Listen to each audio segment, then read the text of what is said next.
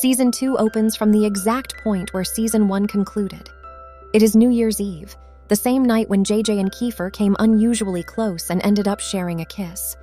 The festive break is now over, and a new semester begins today. Even so, JJ is unable to put that moment with Keifer out of her mind. She tries hard to shift her attention towards Yuri, since she is already engaged to him. Both families are happy with this match, and in all honesty, Yuri truly cares for her. He looks after her, worries about her well-being, and treats her as if she means the world to him. JJ finds herself thinking about how drastically things have changed within just a year. The boys from Section E, who once disliked her, and whom she did not like either, have now become like a small family to her. Some feel like younger brothers, some like elder ones, some remain just friends, while a few have grown especially close to her. It was in this very class that she experienced genuine love for the first time, and now she has even found her fiancé here. As she remains lost in these thoughts, her aunt suddenly walks in and tells her that Yuri has arrived to take her to school. JJ gets ready and goes to him, although her brother Aries is against her leaving with Yuri. Despite his objection, neither JJ nor Yuri pays any heed, and they both head off together. Just before entering the school building, JJ considers telling Yuri about the kiss she shared with Keifer on New Year's Eve. However, Yuri refuses to hear anything related to Keifer. To him, only one thing matters. He will never walk away from JJ. He is willing to wait until the day of their marriage, until she is able to love him just as deeply as he loves her. Yuri also suggests that they should keep their engagement hidden from their classmates. Otherwise, people might sympathize with Keifer, and it could create unnecessary tension in the class. JJ agrees with him. She takes off her engagement ring, slips it onto her chain, and tucks it beneath her shirt. Yuri gives a soft smile and kisses her on the forehead.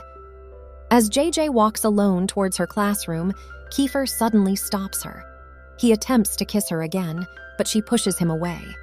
Staring straight into her eyes, Keifer insists that regardless of her engagement to someone else, she belongs to him. He alone has a claim over her.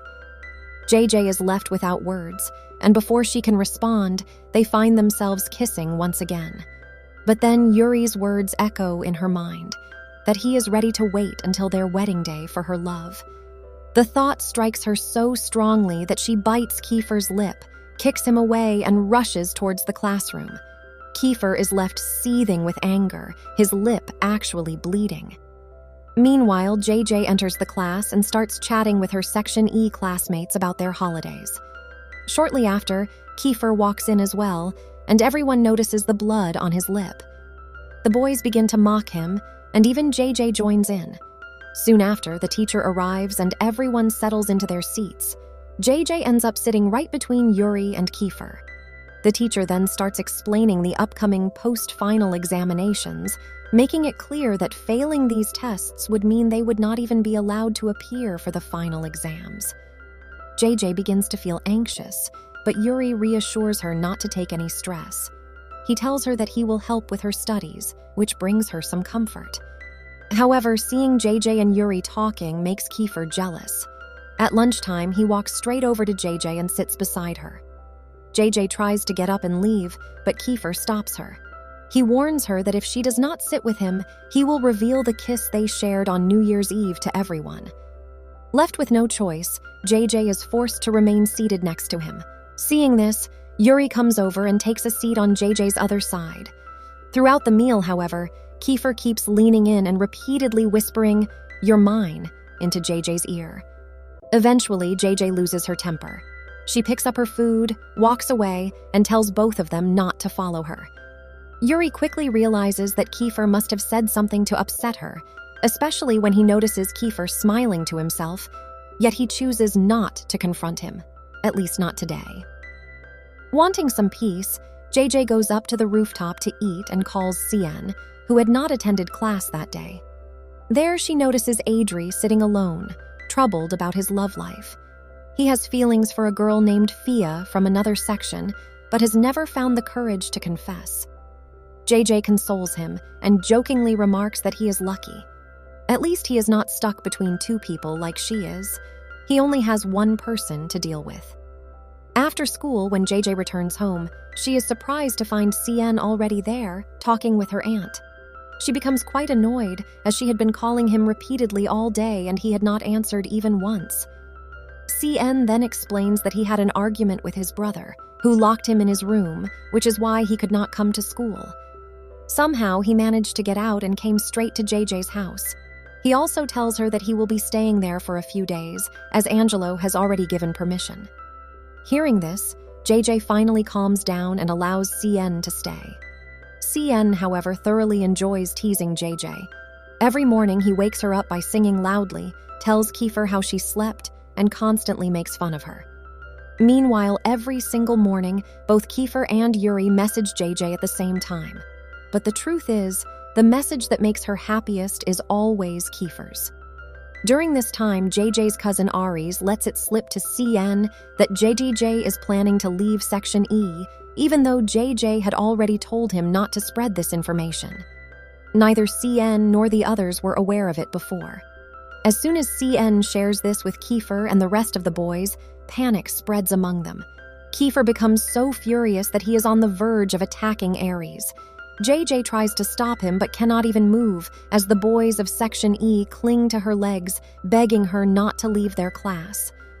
At that very moment, Yuri arrives just in time. JJ quickly explains everything to him, and then they all rush to stop Keifer. But by the time they reach, a fierce fight has already broken out between Keifer and Aries. Only after Aries has been badly beaten does Yuri manage to pull Keifer away and finally bring the fight to an end. At that moment, Keifer, in front of everyone, angrily demands that JJ give her decision. What she had earlier told Aries in private, she now declares openly before all.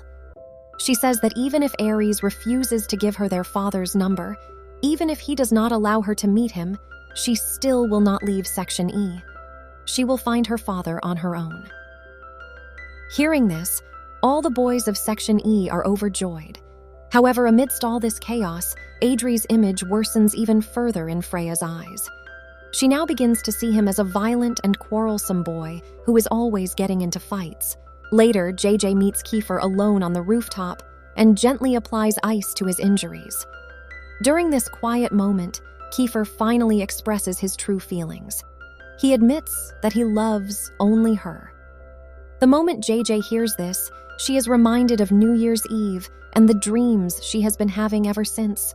Dreams where Yuri sees her kissing Keifer and tells her that he will never give up, that he will keep fighting for her love.